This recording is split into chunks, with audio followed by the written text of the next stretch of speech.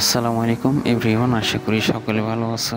তো আজকে আবারও একটি ইউনিক আনকমন রেসিপি নিয়ে তোমাদের মাঝে হাজির হয়েছি। যেখানে দেখো আমি মাছ রেখেছিলাম, মশলা দিয়ে ম্যারিনেট করে রেখেছিলাম মাছ।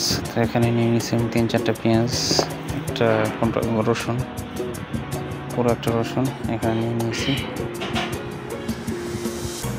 দেখতে থাকো, ভিডিওটি সবাই শেয়ার করে দিবেন যাতে সবাই এই রেসিপিটি দেখতে পারে। দেখুন আমি এগুলোকে কাটবো এখন।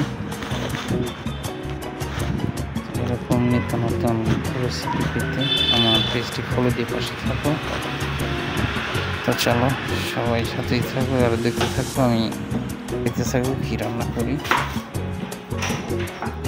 আমি প্রথমে পেঁয়াজ কেটে নিতেছি, পেঁয়াজ কাটতেছি, পেঁয়াজ কেটে কাটবো। এরপরে রসুন মরিচ পর্যায়ক্রমে সব কেটে নেব।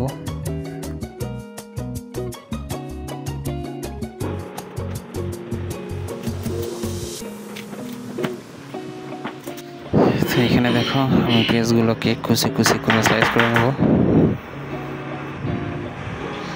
সবগুলো পেঁয়াজ সুন্দর করে কুচি একদম কুচি করে স্লাইস করব।